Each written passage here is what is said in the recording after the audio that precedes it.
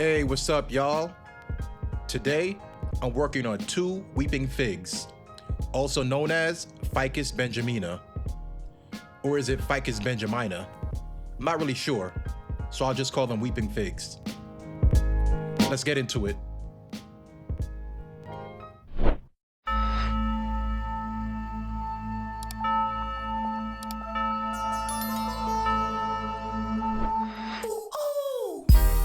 So here are the 2 trees on my patio table. The first one is a fusion project where I combine 5 cuttings into a single trunk. And the other is a taller tree that I first styled as an informal upright.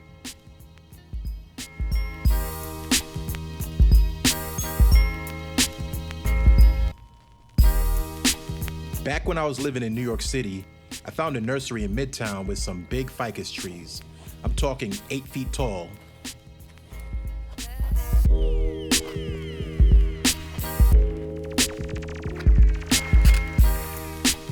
Near Christmas, I drove back with my then girlfriend, and she bought me one as a gift.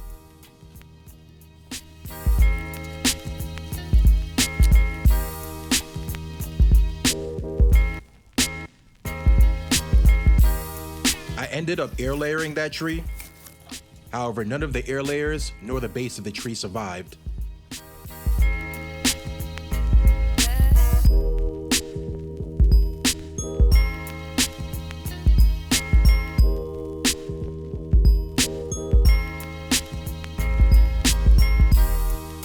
However, before I air layered, I took a bunch of cuttings. Those cuttings became these 2 trees.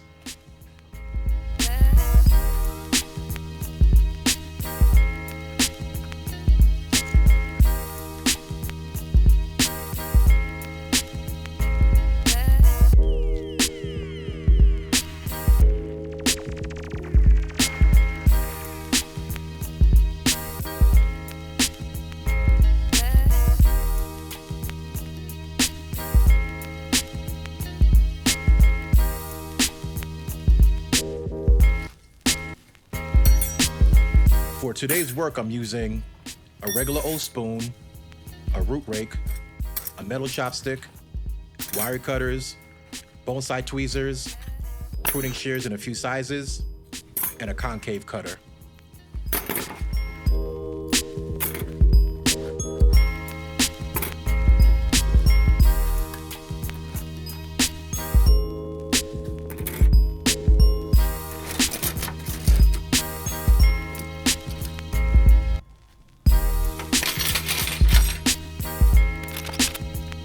First up is the small fusion project.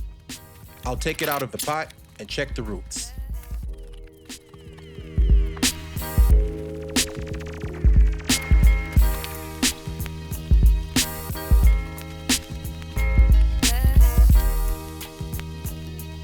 The root system looks great, nice and radial. I'll cut away the downward facing roots and get it back in the pot.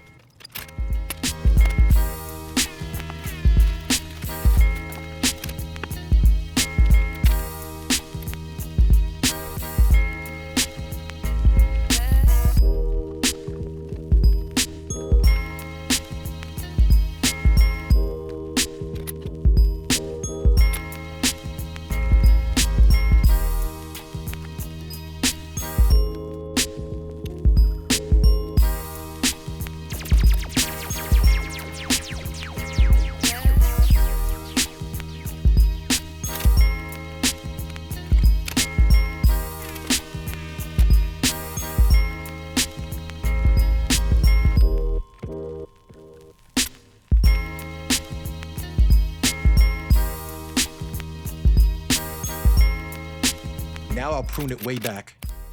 With weeping figs, you gotta leave some green at the tips or the branches will die back.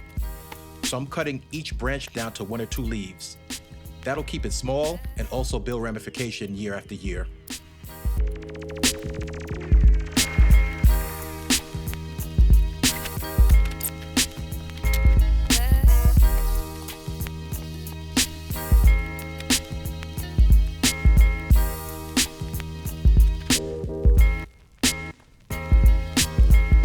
Next up, the taller weeping fig. This tree started as a root over rock, but it outgrew the rock. Now, the base has a semi-exposed root system with open spaces between them. If this were a full-size tree, you can imagine walking right through those gaps. I'm keeping that as a feature.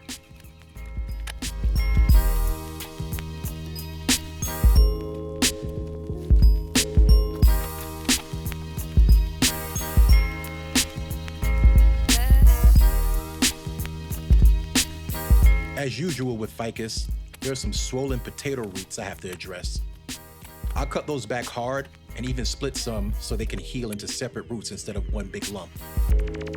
This is something you have to watch for with ficus. If you don't root prune often, the potato roots will balloon out of control.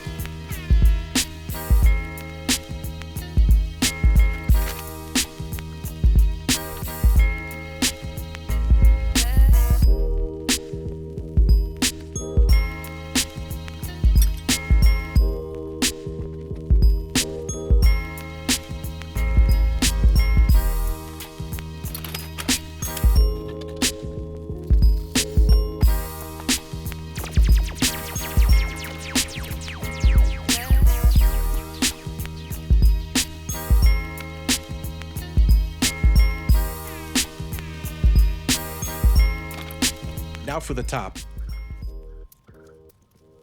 This tree used to live as a houseplant, but now I want it small enough to fit on my indoor bonsai rack for overwintering.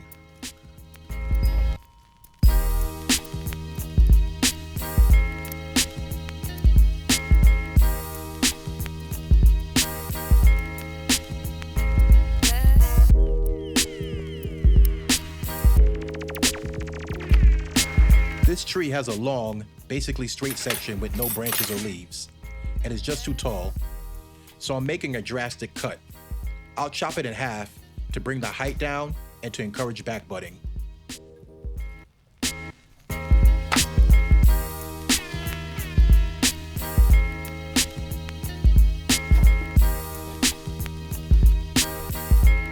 Here are both trees, finished and side by side.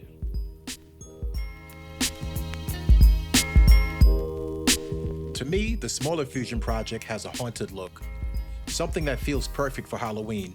I'm going to lean into that vibe.